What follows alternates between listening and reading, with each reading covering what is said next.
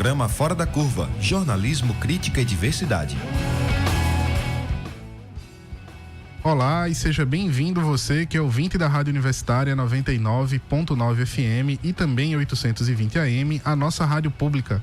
Está começando agora mais uma edição do programa Fora da Curva, o programa que fala sobre o que a maioria cala.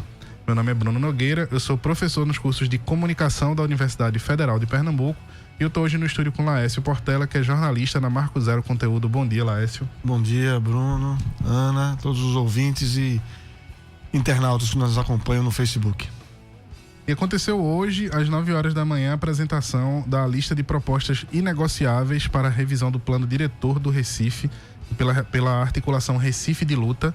É um momento para a sociedade civil lutar pela cidade que queremos por pelo menos os próximos 10 anos. Nós vamos entrar em breve por telefone com Fernanda Costa, que é do Instituto Brasileiro do Direito Urbanístico, que vai explicar um pouco sobre esses pontos, vai conversar com a gente aqui sobre o evento. A gente já entra no ar com ela. Mas antes disso, né, desde o início da campanha que o presidente eleito Jair Bolsonaro tem como proposta apresentada pelo economista Paulo Guedes de privatizar o máximo possível de estatais do Brasil. E por isso o Fora da Curva pergunta: vão privatizar tudo? Nós estamos com a professora Ana Cristina Fernandes, que é do programa de pós-graduação em Geografia da Universidade Federal de Pernambuco e integrante do grupo de pesquisa em Inovação, Tecnologia e Território. Bom dia, Ana. Bom dia, Bruno. Bom dia, Laércio. Bom dia a todos os ouvintes da... Ana, eu queria começar tentando entender como é que a gente chegou até aqui, né? A gente estava conversando um pouco antes de entrar no ar sobre como essa pauta da privatização, ela está sempre indo e vindo, ela é sempre cíclica. Como é que a gente chegou nele? Por que isso acontece? Eu acho que é muito importante essa introdução que você está fazendo, Bruno, porque qualquer política pública, né, não é descontextualizada, ela existe em função de determinadas circunstâncias que são justamente a inspiração para se colocar. E no caso específico do que diz respeito à privatização, isso tudo tem muito a ver com a ideia de o que é o Estado, para que serve o Estado numa sociedade e numa economia de mercado. Quer dizer, diante da concepção de que o mercado teria os elementos para sua própria regulação, qual é o papel que cabe ao Estado, né? Então, essa é uma questão que é objeto de uma constante tensão, conflito, e como você falou, e que varia muito ao longo do tempo, a, digamos, a explicação mais influente num determinado momento histórico. Há momentos em que a explicação mais influente pende para o lado do mercado e vice-versa, né? Então, essa é uma questão que é importante. A outra questão, então, é tentar refletir sobre o caso específico do Brasil. Em que circunstâncias, no Brasil, essa questão da privatização se dá. Então, para isso é bom a gente lembrar, assim, em que circunstâncias essas nossas empresas estatais, empresas públicas foram criadas. Então, para isso é bom a gente voltar um pouco no tempo, né? Lembrando que a economia brasileira se industrializa muito recentemente, não é? Só na terceira, quarta década do século XX, portanto, bem depois de um conjunto muito grande de países que vão se industrializar mais cedo, e com isso a gente vai entrar num processo de concorrência muito mais tardiamente, o que faz determinadas exigências, né? Impõe exigências, obrigações. Não dá para você entrar num processo de industrialização para concorrer com uma empresa que já está atuando naquele mercado há 100, 200 anos. Né? Então, por conta dessas situações muito especiais, é que o processo de industrialização em um país que entra nessa competição com alguns anos de atraso, termina lançando mão da ação do Estado para tentar viabilizar condições para que, eventualmente, mais no futuro, a indústria, por ele apoiada, ganhe pernas e ganhe musculatura para concorrer com outras no futuro. Então, eventualmente, algumas indústrias são absolutamente essenciais, como, por exemplo, as indústrias de bens intermediários, que são fundamentais, produzir cimento, produzir petroquímicos, que são muito custosas, o investimento de partida é elevadíssimo, o Estado termina entrando para suprir essa lacuna. E, eventualmente, no futuro, elas poderiam vir a ser privatizadas. Então, a privatização, portanto, não é uma coisa que se diga que seja absolutamente certa ou absolutamente errada, mas que é preciso você avaliar direitinho as circunstâncias e a natureza do setor em que determinadas empresas que foram públicas na sua origem venham ou não a ser privatizadas. E essa expectativa que foi dada de arrecadar 700 bilhões em privatização, ela é consistente? Então, veja só, o que eu estava dizendo para você, o parâmetro para privatização do que eu acabei de falar é absolutamente outro. Não é de jeito nenhum a questão fiscal, né? A privatização, do jeito que eu vinha falando, é muito mais resultado de uma compreensão de que o país teria a dinâmica econômica, o mercado, a indústria, teria evoluído a um determinado novo patamar que eliminaria a necessidade da ação do Estado, porque agora a indústria tem pernas para se sustentar. Isso aconteceu na Inglaterra, isso aconteceu nos Estados Unidos, no Japão, na Coreia, acontece em vários países, inclusive mais recentemente na China. Não há muitas... as pessoas não sabem, mas o processo de industrialização na Inglaterra, que a gente toma como sendo pioneiro, resultou da ação da rainha Elizabeth I, que vendia, a Inglaterra na ocasião vendia lã para Flandres, que era onde a manufatura têxtil já tinha avançado mais, e ela importa alguns técnicos, quer dizer, o know-how de Flandres, né, na Bélgica, para começar um processo de o quê? Que a gente usa muito esse termo, né? Agregação de valor à lã que a Inglaterra produzia. Então, é o Estado inglês que vai viabilizar as condições de nascedouro, né? A partir da industrialização. Ora, a própria Inglaterra já é um resultado desse processo em que o Estado foi fundamental. Mas, ao longo do tempo, ela vai deixando de ser importante, né? O Estado vai deixando de ser importante, porque o processo vai alcançando novos patamares. Você estabelecer um processo de privatização apenas para pagar dívida pública é queimar patrimônio. E queimar patrimônio, no meu entender, sem perspectiva de calcular o efeito, efetivamente, que isso pode causar no conjunto da economia. Então, eu acho extremamente temerário você fazer esse cálculo, né? Vamos privatizar para arrecadar recursos para pagar dívida. Até porque a gente já passou por um processo como esse lá nos anos 90. Arrecadou-se bilhões com as privatizações do setor... mesmo no setor elétrico, parte, né, do processo, especialmente as distribuidoras. Arrecadamos telefonia. Também com as comunicações, né? Arrecadamos com uma porção de atividades. E qual foi a repercussão sobre a dívida? Historicamente, estruturalmente, o efeito foi pífio.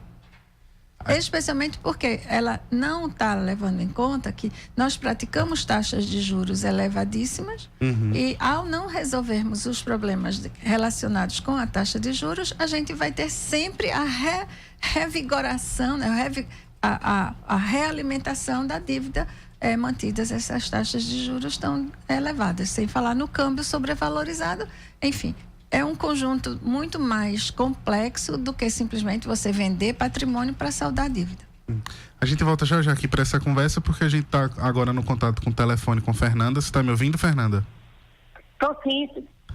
Fernanda, você podia explicar para o ouvinte aqui da Rádio Universitária alguns desses pontos inegociáveis que foram apresentados hoje para o plano diretor? Eu vi que foram vários eixos, não é isso? Exato.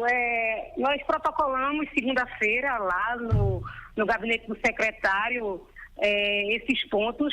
A gente está nesse processo de revisão do plano diretor, que está sendo feito de forma muito assodada pela prefeitura e sem a realização dos estudos que são exigidos pelo termo de referência da licitação. E dentre os pontos inegociáveis que a gente está apresentando, um deles é a realização desses estudos para que a proposta de zoneamento e os parâmetros urbanísticos considere efetivamente a infraestrutura instalada na cidade, em especial a de saneamento básico, né? Recife é a capital mundial da Zika, das crianças com microcefalia em função dessa doença, e a proposta da prefeitura desconsidera completamente quais são as áreas que têm ou não esgotamento sanitário na hora de propor aí esse adensamento, essa verticalização. A gente também tem nas nossas propostas inegociáveis a proteção das áreas ZEIS, que são as zonas especiais de interesse social. A gente quer que novas comunidades de baixa renda sejam transformadas em ZEIS e que a proposta que a prefeitura apresenta de parâmetros urbanísticos para as ZEIS, que vai viabilizar a entrada do mercado imobiliário nessas áreas e a expulsão dessa população que muitas vezes mora nesses terrenos há 40, 50, 60 anos, que é o caso de Brasília Teimosa, Pina, Entrapulso. A gente quer que ela reveja essa proposta e adote, na verdade, limite de gabarito e que promova a urbanização dessas áreas, não a retirada da população, a substituição das edificações.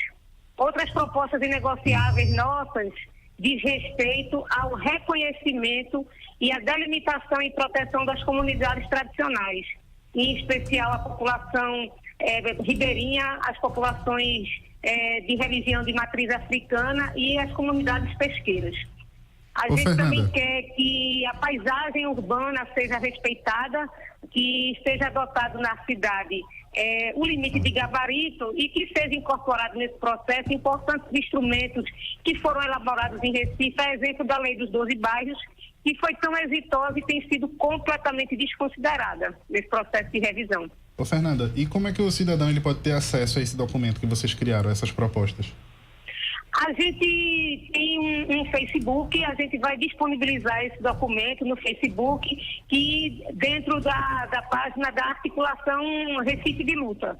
Então, eu acho que até às 2 horas da tarde esse documento está lá e as pessoas também podem acessá-lo no site que tem o mesmo nome, Articulação Recife de Luta.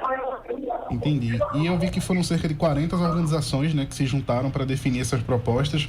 Vocês têm uma pauta agora? Quais são os próximos passos a partir que o documento está elaborado? Veja só, a articulação ela envolve 40 entidades, mas nós fizemos discussões em várias localidades na cidade. Inclusive, nós tivemos uma capilaridade infinitamente maior do que a da gestão da prefeitura, né? E as nossas propostas têm essa capilaridade.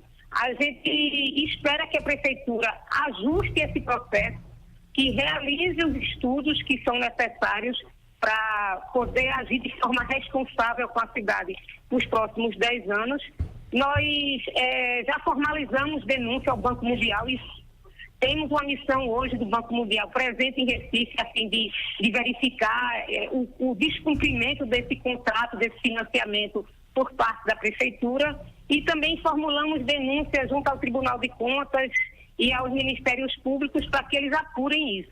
E também estamos trabalhando com a possibilidade, não foi descartada, de acionar judicialmente, pedir o cancelamento tanto do processo quanto dos produtos que resultaram aí, porque o termo de referência não foi atendido, os estudos não foram realizados, apesar de estarem sendo pagos, né? A gente espera que o prefeito Geraldo Júlio atente para essa gravidade de descumprimento, de desrespeito à sociedade, e que a gente possa efetivamente fazer um plano diretor com as informações e a participação efetiva da população. Tá, ok, Fernanda, muito obrigado pela sua participação. Bom dia. Bom dia. A gente está de volta agora aqui ao nosso assunto do dia, que é sobre as privatizações. Ana Cristina, é uma pergunta que eu tenho ouvido recorrentemente as pessoas fazerem. Não é uma pergunta, eu acho que às vezes até uma torcida. Essa coisa de até quanto a gente pode apostar no viés nacionalista dos militares. Eu vejo muita gente dizendo assim, vai ter um contrapeso dentro do governo Bolsonaro. Você tem, de um lado, um grupo ultraliberal comandado pelo ministro da Economia, Paulo Guedes, futuro ministro da Economia, Paulo Guedes, mas você teria no Brasil uma tradição nacionalista, antiprivatista, digamos assim, dos militares. E aí se cita, por exemplo, a postura de Geisel, durante o regime militar. Geisel, inclusive, que foi presidente da Petrobras, então tinha uma postura de defesa da Petrobras, via estrategicamente, pelo menos é o que muitos analistas falam, do ponto de vista estratégico, a energia, a telefonia, algumas áreas, até porque aquela visão de guerra, né, de você ter o controle, o Estado ter o controle de alguns desses ramos da economia.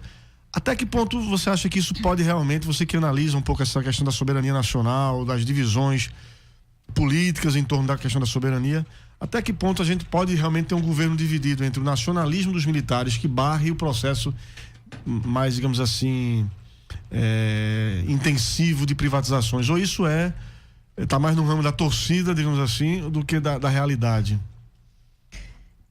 Pela manifestação do general Mourão, que está hoje nos jornais, a gente não pode esperar muito, né? E eu diria que, primeiro... O general, ele defende a privatização da BR, distribuidora, né? E fala positivamente do acordo da Embraer com a Boeing, né? Isso. Mas não só, né? Não é nem só essa manifestação hoje, ele já deu outras manifestações que levam a gente a observar que essa não é mesmo uma percepção, pelo menos que paute as ideias e as propostas de encaminhamento nesse governo. O que leva a gente também a compreender, e é importante que a gente registre, que, como qualquer instituição, o Exército não é uma massa monolítica, né? Você não tem todos os generais pensando da mesma forma, nem todos os demais oficiais, e muito menos a tropa. O que existe no Exército, que a gente entende, é uma cultura hierárquica, né, em que precisa ser cultivada e praticada sob o risco de se desorganizar completamente a instituição como um todo, o que é extremamente complicado em função do fato de que as pessoas têm acesso a armas, né, e armamentos, inclusive, pesados. Então, a hierarquia é absolutamente fundamental. Agora, lá em cima, no topo dessa hierarquia, as disputas de concepção, eu acredito que sejam extremamente intensas. Agora, comparando o que a gente está vendo hoje com o que foi no período Geisel, é importante a gente lembrar que o mundo está muito diferente, né? Quando Geisel era presidente, ou melhor ainda, presidente da Petrobras, era um momento posterior, né, não muito tempo depois da Segunda Guerra Mundial, em que a ideia de desenvolvimento dos países na América Latina, na Ásia, era muito cultivado até pela própria necessidade de expansão das multinacionais que haviam saído fortalecidas depois da guerra, especialmente as norte-americanas. Então, você tem um processo de industrialização que vai se espalhar pelo mundo, na América Latina em especial, aqui com essa característica. Era um processo por substituição de importações. O que quer dizer o quê? A gente importava produtos, portanto, tinha uma demanda instalada e vamos substituir essa importação por produtos fabricados no Brasil com o apoio de uma proteção a produtos importados com altas taxas de importação. Mas essas empresas que vão produzir esses produtos, muitas delas são multinacionais. Então, o nosso processo de industrialização foi um processo baseado, como se estuda, né, em um tripé. O Estado nacional, a empresa privada nacional em emergência e a empresa estrangeira, o capital internacional. Então, é a confluência desses três atores que vai constituir a capacidade de investimento e de criação de uma economia que vai se tornar, em pouco tempo, uma economia bastante diversificada, entre as mais diversificadas no mundo, né? O Brasil alcança uma condição entre lá as 10 principais indústrias até o final dos anos 80. Quer dizer, o governo Geisel vai se desenrolar nessa lógica, né? Os países vão se desenvolver, para se desenvolver precisam se industrializar, e para se industrializar precisam de proteção de taxas de importação elevadas para evitar a concorrência direta. Então é mais fácil você falar de um nacionalismo nessas circunstâncias. Sim, né? sim. A lógica que predominava, as teorias, as reflexões, né, dominantes que interferiam sobre as decisões governamentais e dos atores econômicos, era muito diferente da que a gente está vivendo hoje, em que as ideias liberais, no sentido de Estado mínimo, o mercado resolve tudo, né? Ele se autorregula, e até mesmo de uma compreensão de que tudo que é público é ineficiente, ineficaz e é caro, justificam, portanto, visões de governo completamente diferentes, mesmo que eles sejam conduzidos pelos militares. Quer dizer, hoje a gente tem militares diferentes daqueles em que Geisel... Até do ponto de vista de formação também, né? Pronto, exatamente. Então, além disso, você tem uma grande proximidade com os governos norte-americanos, e não só o atual, mas mesmo anteriores, que têm interferido na formação, inclusive de muitos dos nossos militares e de outras instituições, mesmo no Ministério Público e coisas do tipo, com cooperações internacionais supostamente para barrar, né, ou mitigar a corrupção, mas que termina fazendo aproximações entre pessoas que vão consolidando uma certa solidariedade e que tende, portanto, a favorecer ou fortalecer determinados fluxos de informação e fluxos de ideias, cultura, valores que terminam facilitando essa submissão do Brasil aos interesses externos. A gente, complementando aqui, é notório que nos últimos anos, especialmente depois que do impeachment da presidenta Dilma, o Brasil perdeu protagonismo na política internacional, né? Hoje eu diria até periférico, até dentro do BRICS. A gente já não tem aquela atuação forte, então, não só do ponto de vista econômico, mas especialmente do ponto de vista político. O Brasil, inclusive, eu me lembro aqui do caso das negociações junto com a Turquia para o programa nuclear no Irã. Quer dizer, tinha um protagonismo importante, Sul-Sul, África, Ásia, Brasil, o Mercosul, inclusive. Até que ponto a gente já vem perdendo esse protagonismo internacional? Até que ponto uma privatização, no nível que está sendo colocado agora, tem declarações do presidente eleito de privatizar 100 estatais, fazer uma macro privatização. Até que ponto essas privatizações podem interferir na soberania nacional e na perda também de protagonismo internacional? Estou dizendo isso porque várias dessas empresas, alguma parte dessas empresas, a Embraer é um exemplo, a Embrapa é outro, que tem atuações internacionais relevantes, seja vendendo produtos, seja do ponto de vista de assistência técnica, participação internacional. Essas privatizações podem impactar na soberania nacional também, nesse sentido? Podem, certamente. Luiz Carlos Bresser Pereira, né, que foi ministro da Fazenda, é um economista muito conceituado, né, da Fundação Getúlio Vargas, de São Paulo. Ele argumenta que essas privatizações radicais levarão o Brasil, os brasileiros, a se tornarem empregados do mundo. Então, remete bem a essa ideia de subordinação, né? Quer dizer, nós não teremos condição de definir o que é prioritário para a gente, o que é importante para a gente, e vamos nos subordinar às decisões que outros fazem. Então, claro, repercute fortemente. Agora, eu gostaria de levar a discussão para esse outro campo. Quer dizer, o que nos interessa não é propriamente o protagonismo, mas o protagonismo vem como resultado de uma determinada prática, de uma determinada postura.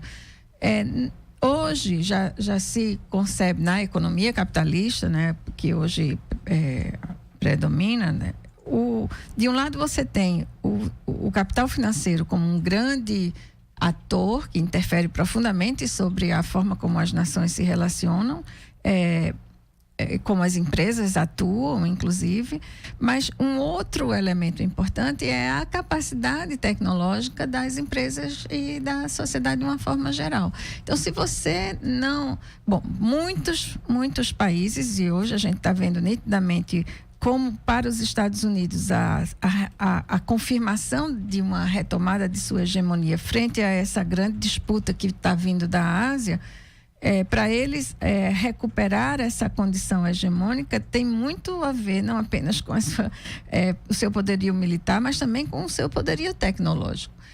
Se manter na condição de país hegemônico na produção daqueles elementos que são absolutamente indispensáveis nessa nova dinâmica econômica que é crescentemente digitalizada, por exemplo, ter o controle da produção e da trajetória tecnológica que fará avançar os elementos fundamentais que são, por exemplo, os microprocessadores, os chips, mas não só, mas toda a estrutura de...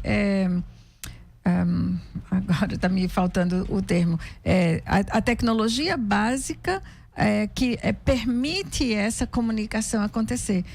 Os supercondutores. Então, se você precisa, por exemplo, na sua tecnologia, o número de unidades de processamento e de chips que todos os seus produtos hoje requerem, leva as empresas das mais diversas áreas e setores de atividade a terem que adquirir esses produtos. Quem detiver essa tecnologia tem uma condição extremamente satisfatória. Hoje, por exemplo, os chineses estão intensamente buscando entrar nesse clube muito reduzido e não têm conseguido, porque o avanço tecnológico nesse setor é extremamente rápido e envolve investimentos significativos do sistema de defesa americano para assegurar a manutenção dessa corrida. Então, o governo americano interfere decisivamente sobre o desenvolvimento dessas tecnologias que são consideradas cruciais, estratégicas, fundamentais para a sua condição de soberania e hegemonia no mundo. A indústria aeroespacial faz parte dessa brincadeira, né? Então, o Brasil não estava dentro dos... O nicho que o Brasil entrou era um nicho não necessariamente o mesmo que uma empresa como a Boeing ocupa. Foi um nicho que foi aberto, mas pelo investimento significativo, de novo, do Estado brasileiro para viabilizar não apenas a constituição de uma massa crítica, formando gente, engenheiros com competência para desenvolverem não apenas novos conhecimentos, mas novas tecnologias, e a capacidade de compra do Estado das tecnologias que essa massa crítica produzisse, investindo na criação mesmo da empresa, que é a Embraer. Então, foi um esforço ao longo de décadas que o Estado e a sociedade brasileira fizeram para entrar num estágio de mais intensidade de conhecimento e tecnologia que permitiram a fabricação desses produtos que são intensivos em tecnologia e que ao se abrir mão,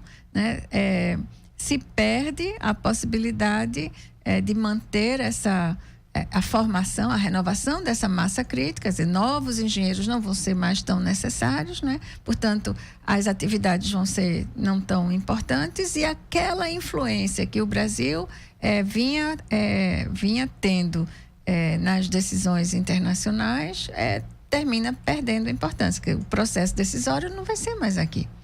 E especialmente relevante é que uma parte da empresa era dedicada a atividades de indústria aeronáutica militar. Então, o que é que vai para a Boeing, o que é que não vai, a gente não sabe direito. Às vezes vem a informação, não, a gente fica com o militar, mas a outra parte, a comercial, é importante também para financiar parte dessa atividade. Então, e ao mesmo tempo fica a grande preocupação de que a trajetória da empresa no campo militar envolve informações sobre a nossa defesa, sobre a nossa segurança, que vão ser conhecidas por outros países. A gente vai para um breve intervalo e já a gente está de volta aqui com a nossa entrevista. Programa Fora da Curva. Análise crítica de assuntos do interesse público.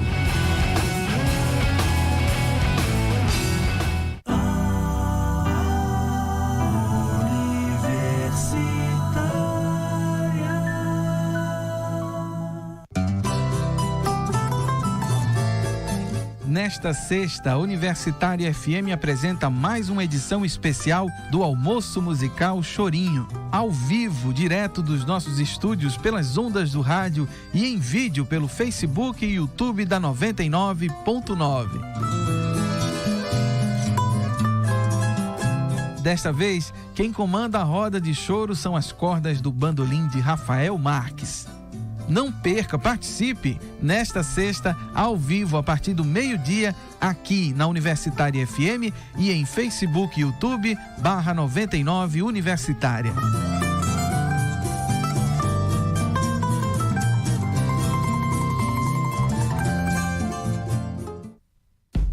Você curte festivais de música? Sempre sai da programação com a nova banda favorita? Então agora você vai poder ouvir e conhecer mais sobre elas aqui na Rádio Universitária. Toda quarta-feira é dia de Circulatório, o programa que conecta você com o circuito de festivais. Música, entrevistas, coberturas e muita informação sobre a nova música independente do Brasil. Circulatório, você conectado com o circuito de festivais.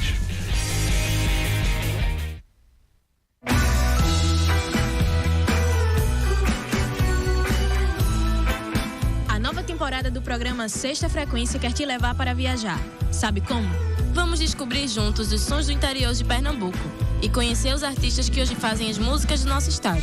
Então se ligue e sintoniza na Universitária FM 99.9. Toda sexta, das 10h30 às 11 da manhã. Programa Sexta Frequência, só na Universitária FM. Alô, comunidade da Unsal. Aqui é a Laura Dias, do Teto Preto, conhecida também como Ângela Carne e Osso. Eu vim falar com vocês hoje porque a gente vai tocar no Recife no dia 17, no Coquetel Molotov. Gasolina neles e eles jamais. Universitária FM 99.9. Fora da Curva, jornalismo analítico na Rádio Universitária, a nossa rádio pública. Estamos de volta aqui no programa Fora da Curva, que pergunta hoje, vão privatizar tudo? Né? Nós estamos com Laércio Portela, que é da Marco Zero Conteúdo, e também estou com a professora Ana Cristina Fernandes, que é do programa de pós-graduação em Geografia da UFPE e integrante do grupo de pesquisa em Inovação, Tecnologia e Território. Na semana passada, nós tivemos aqui no Recife a presença do Guilherme Estrela, que foi ex-diretor de Exploração e Produção da Petrobras. Laércio entrevistou ele e a gente vai rodar um pouco aqui. Laércio, você podia apresentar quem é o Estrela para o nosso ouvinte? O Estrela virou uma pessoa muito emblemática do ponto de vista da Petrobras. Ele trabalhou durante 30 anos na Petrobras, se aposentou e depois voltou, foi chamado no governo Lula. Uhum. E esteve à frente aí no processo como diretor de exploração e produção da Petrobras da descoberta do pré-sal, né? Era uma das figuras mais importantes desse processo, incentivou bastante todo o processo tecnológico, desenvolvimento de tecnologia na Petrobras.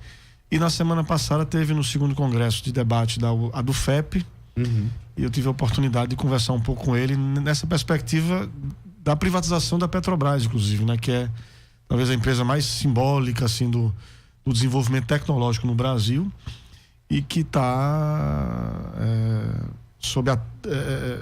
sendo questionado aí, né? O possível aliás, já está em curso, na verdade, o processo de privatização de setores, refinarias e tal, da Petrobras. Isso deve ser intensificado levando-se em conta, no próximo governo, levando-se em conta as declarações do presidente eleito Bolsonaro. Então vamos ouvir aí o trecho da entrevista.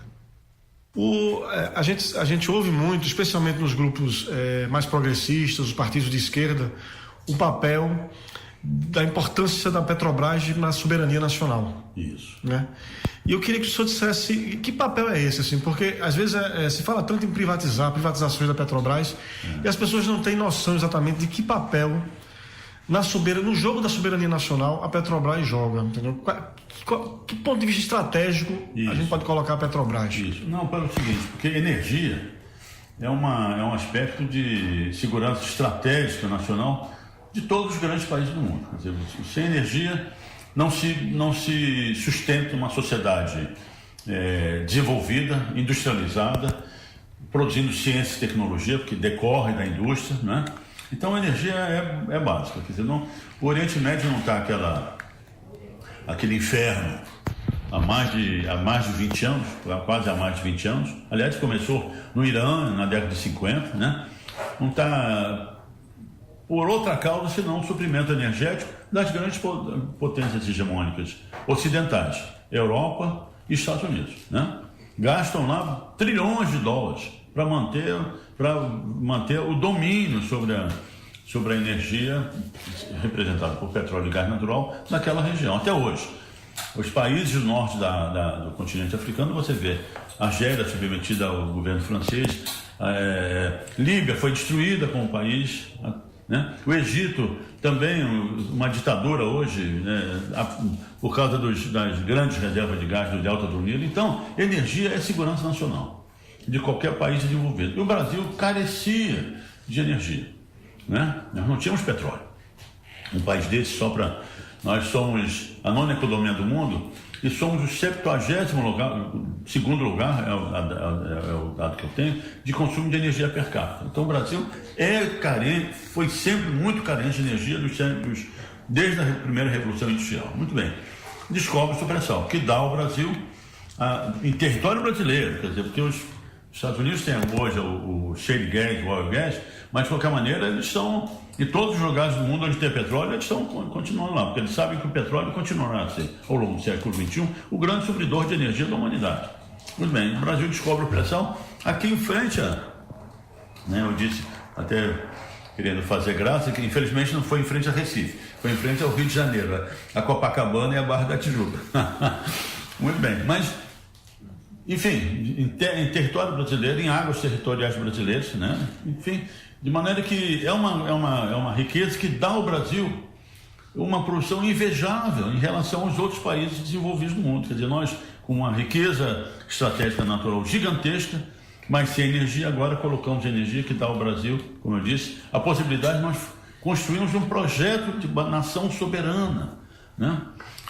Isso foi o que aconteceu. O senhor associa, quer dizer, toda essa turbulência política que a gente viveu, o processo de golpe parlamentar, jurídico, com a questão do pré-sal, quer dizer, o pré-sal, me parece, pelo que o senhor está falando, foi um divisor de águas do ponto de vista de energia, de soberania para o próximo, esse século XXI inteiro. Aí pronto. Há uma disputa aí, quer dizer, há os interesses das empresas multinacionais que representam seus países. E a gente está vivendo um processo de mudança gradual, se é que me permite dizer isso, entre o regime de partilha. A gente ainda vive o regime de partilha, né? Agora teve a quinta rodada de leilão, e você vê diminuir a participação da Petrobras, acho que ficou com 7,6% do total das reservas, e as empresas estrangeiras com 92% no último leilão. Isso compromete aquela soberania que o senhor estava falando. Não, certamente, por dois motivos. Primeiro o seguinte, porque o ponto central da resistência e da crítica das empresas, dos interesses não brasileiros no marco regulatório de pré-sal, era a operação única da Petrobras. Porque é o operador que desenvolve engenharia, desenvolve ciência e tecnologia, desenvolve projetos, o operador manda, escolhe equipamentos, o operador manda no investimento do consórcio. Sim. Né? Muito bem. É claro que uma empresa como a Petrobras, e dentro de um projeto de país que tinha o conteúdo nacional como ponto importante, né? a Petrobras estava ligada a esse projeto de desenvolvimento industrial brasileiro, né? Como eu disse, o pré-sal, com a operadora única da Petrobras, nós nos preparamos para operar esse pré-sal por todo o século XXI. A hora que você tira a operação única da Petrobras, primeiro você entra com uma empresa estrangeira, que naturalmente eu vivi isso lá, com uns 9 anos, naturalmente as empresas inglesas vão dar preferência a equipamentos ingleses, a tecnologia inglesa, a associação com universidades inglesas, né? Como é que o senhor vê esse processo de privatizações? Quer dizer, isso já começou no governo Temer e a perspectiva de que seja aprofundado no futuro governo Bolsonaro. Privatizações na área de refino, né? O transporte de gás, tanto distribuidoras quanto refino. Como é que o senhor vê essa política? Muito bem, excelente pergunta. É o seguinte, a força da companhia da Petrobras, que foi restaurada no governo Lula, isso é verdade, que esse negócio da privatização vem de antes. Sim. A gente chegou a vender 40% da refinaria de Canoa, lá no Rio Grande do Sul, chegamos a fazer outros negócios aí. A força da companhia, restaurada no governo Lula, foi a gestão integrada. A Petrobras passou a ser uma empresa integrada de energia. A gente gerenciava todo um processo industrial produtivo, desde a produção de petróleo até a companhia distribuidora. Entrava gás e a gente produzia energia elétrica. Então, a gestão integrada do sistema produtivo como um todo dá o que o pessoal de economia chama de uma estrutura anticíclica, até. Porque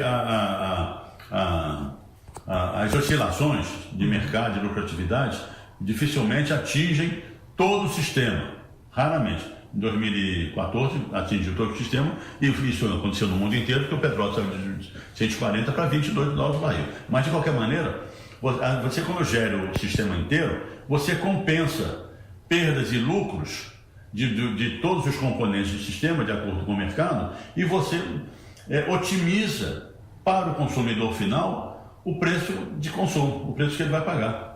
Por isso que o nosso gás de cozinha era 30, 40 reais e agora está 80 reais. Então a primeira coisa, quando você quer privatizar, é você esquartejar essa gestão integrada.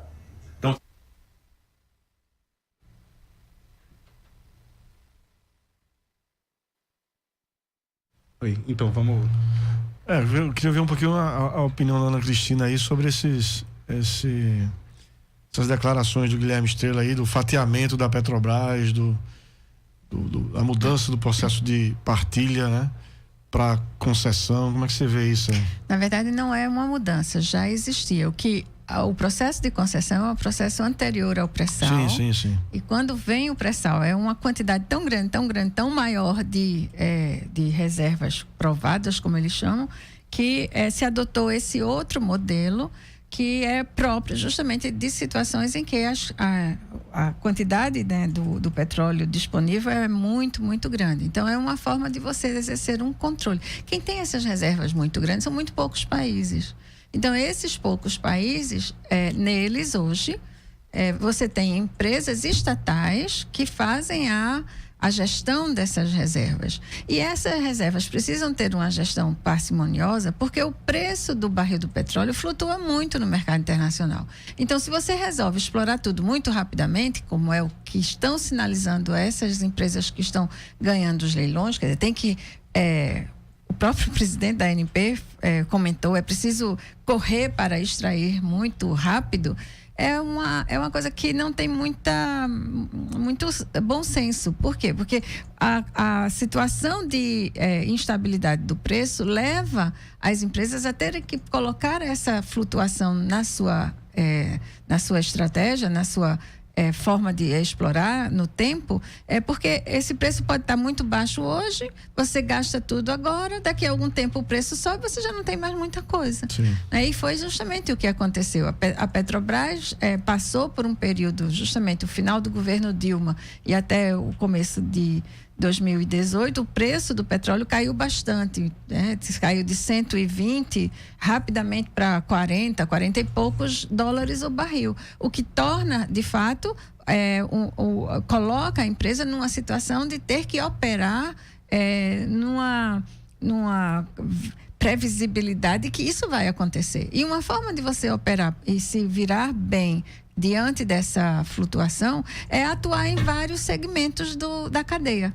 Por quê? Porque se você tem não só a exploração, mas tem também a distribuição, por exemplo, você pode fazer uma movimentação de forma que o preço muito baixo do barril seja compensado com um preço do litro da gasolina um pouco mais elevado. Então, você tem uma forma de assegurar o retorno, não é nada de grande explorações exageradas, não é? Afinal, não é uma empresa pública, né? Então é você manejar com as diversas etapas da cadeia, no sentido de que quando uma está com menor rendimento, a outra compensa, né? E com isso você consegue manter uma rentabilidade mais ou menos estável para o conjunto da empresa. Sim. Se você começa a tirar partes dessa empresa, vai fatiando, né, esquartejando essa empresa, ela vai perder essa possibilidade.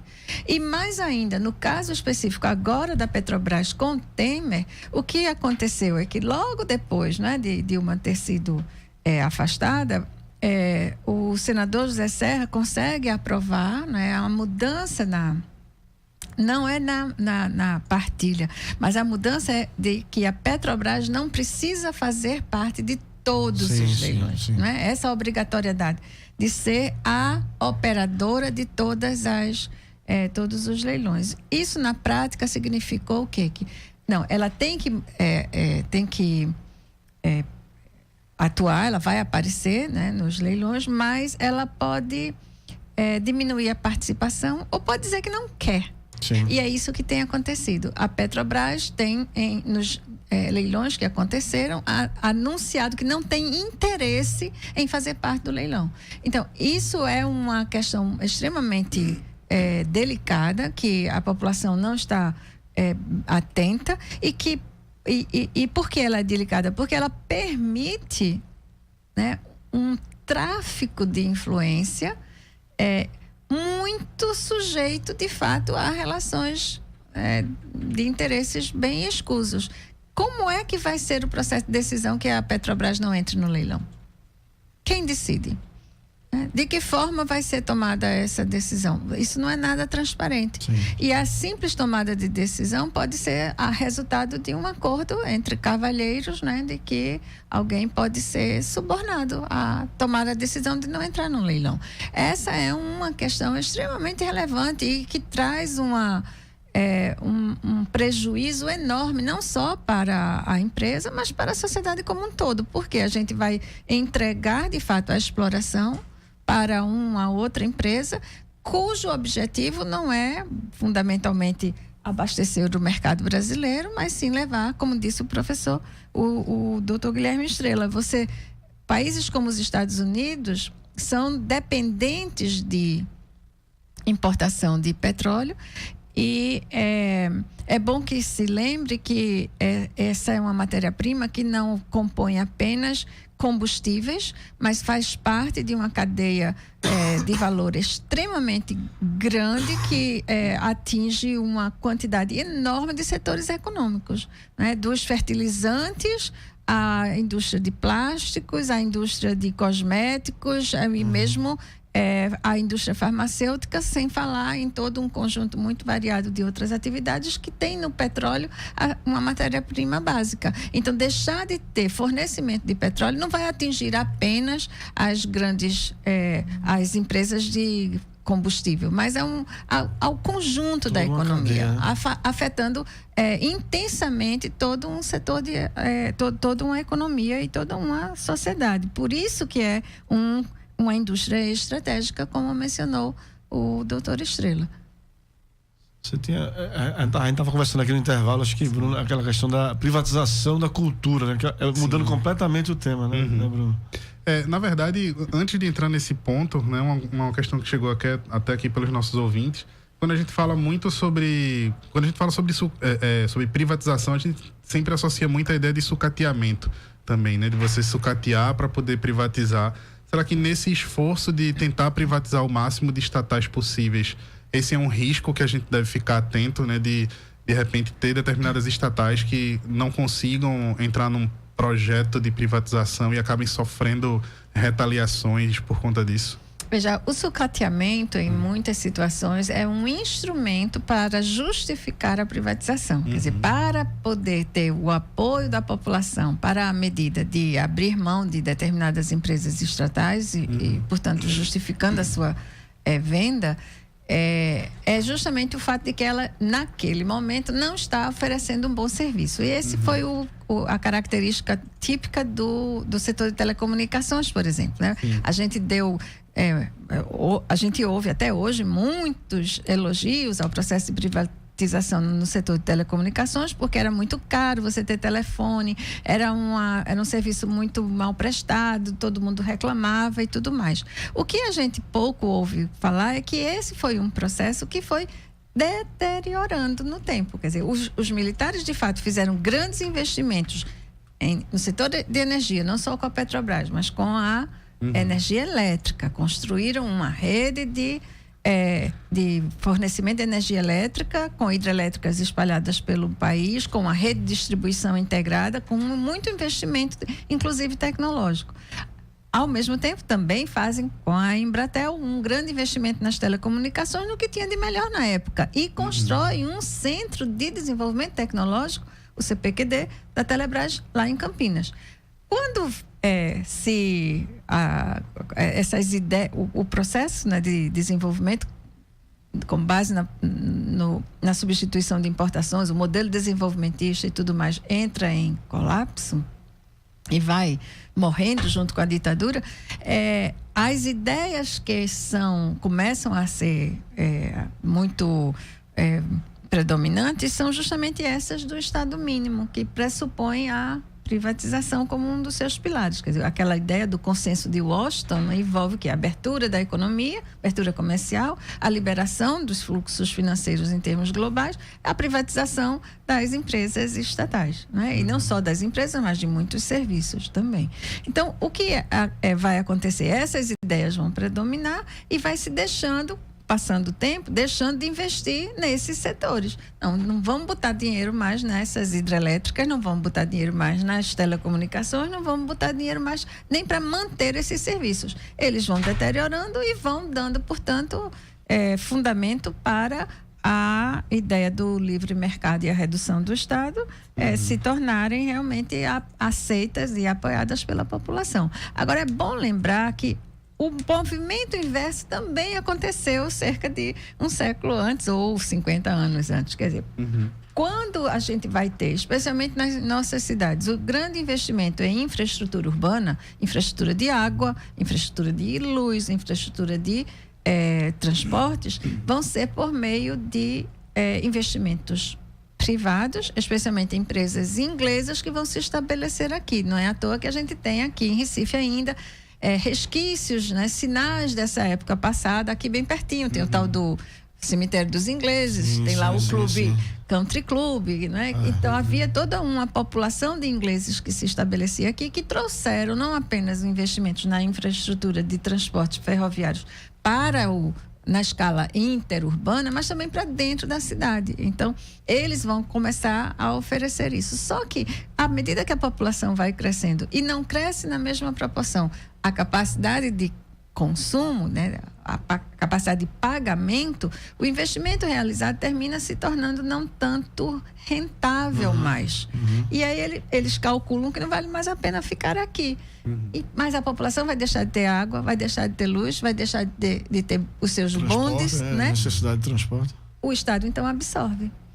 Então, absorver o que não é mais lucrativo, suficientemente, né, lucrativo para o setor privado, tem sido também uma função do Estado em várias ocasiões. E não só entre nós. Em 92, mais ou menos, quando Margaret Thatcher ainda era primeira-ministra inglesa, é lançado um grande projeto imobiliário na cidade de Londres, em torno de uma área que antes era uma área portuária que foi deprimida, né, justamente entrou em deterioração, porque o Porto de Londres perdeu importância entre outros portos do mundo, até porque a tecnologia portuária mudou significativamente com esses containers, né? Então ficou aquela área lá bem bem degradada, como muitos portos pelo mundo afora. Bom, aí um grande projeto imobiliário se organiza para utilizar aquela área. A terra estava valendo muito pouco e era bem próxima da área mais valorizada de Londres, que é a City, era bem do lado. E aí eles fazem um grande projeto imobiliário voltado para atender justamente esses jovens, especialmente, mas as pessoas com maior poder aquisitivo. Era um projeto de altíssima renda. Só que era numa área portuária, e não sei se vocês perceberam, mas um porto de rio, ele faz reentrâncias. Então, você não tinha um lugar para passar uma estrada, porque é cheio de áreas de atracamento de rio. Sim. Então, você tinha que ter um sistema de transporte para acessar esses prédios bacanas e os shoppings e tudo mais que eles fizeram, prédios de apartamento, de moradia, mas também de serviços. Você tinha que ter uma estrutura de transporte aérea, um monorail, né? E era estado mínimo, estado mínimo, estado mínimo. Na realidade, vocês imaginam, né, como era toda a lógica que predominava então. E cadê que não tinha empresário que quisesse fazer o investimento no trenzinho lá? Não teve jeito. E aí, ela bancou. Ela fez o serviço. Acho que está terminando, né, Bruno? A gente já está nos momentos finais aqui. Hoje foi corrido. Mas o nosso tempo realmente de hoje encerrou. Queria agradecer. Que pena. Eu só queria dizer assim que no caso brasileiro especificamente, uma coisa importante que precisa ser divulgada. Nós não estamos apenas privatizando, vendendo patrimônio estatal. Nós estamos desnacionalizando esse patrimônio. Nós não estamos vendendo para empresas brasileiras. Não são empresários brasileiros que estão comprando. São empresários estrangeiros, o que nos torna, portanto, muito mais vulneráveis. Inclusive, me permita fazer um adendo, sim. Isso em vários segmentos, né? Terras no norte do país estão sendo vendidas para multinacionais. A participação do capital estrangeiro na educação privada brasileira é enorme. Vocês têm um minuto para Ana Cristina falar. A gente estava aqui no intervalo. Esse conceito de privatização da cultura brasileira. Resumidamente, mas veja... que atravessa um pouco essa ideia, não é? Nós não temos muito a compreensão de como nós importamos ideias de fora, nós importamos valores de fora e muitas vezes nós estamos praticando medidas que estão atendendo muito mais a interesses externos. Então nós não temos tanta clareza de que nós temos competência. A Embraer mostra isso, a Embrapa mostra isso, a própria Petrobras mostra isso. Nós temos competência. Esses anos todos, né, dos anos, especialmente do pós-guerra para cá, o país, a sociedade investiu muito no desenvolvimento dessas competências e que a gente, numa só lapada, só está abrindo mão. E abrindo mão pelo fato de que nós importamos uma cultura de que o Estado mínimo é uma maravilha, vai resolver todos os problemas e pior que isso, que nós não temos competência para gerir os nossas empresas. Nós temos um padrão de corrupção que assola tudo como se a corrupção não existisse nesses outros países, especialmente nos Estados Unidos. Isso não é verdade. E a gente acreditando que a gente é inferior, que a gente não tem competência, a gente abre mão de uma construção que foi feita por gerações e gerações e que poderia levar o Brasil a uma condição de um país muito mais rico, mais desenvolvido e com um desenvolvimento que acolha uma quantidade muito maior de cidadãos e cidadãs do que o que hoje se anuncia para a gente. Queria lembrar nosso ouvinte que o programa de hoje ele tem reprise às 9 horas da noite aqui na Rádio Universitária. Ele também será reprisado na quinta-feira, 15 de novembro, que é o feriado de proclamação da República do Brasil. O programa de hoje teve produção de Paula Reis, locução e roteiro de Bruno Nogueira, equipe de redes sociais Larissa Evelyn e Vitor Aguiar, trabalhos técnicos de Chico Rocha.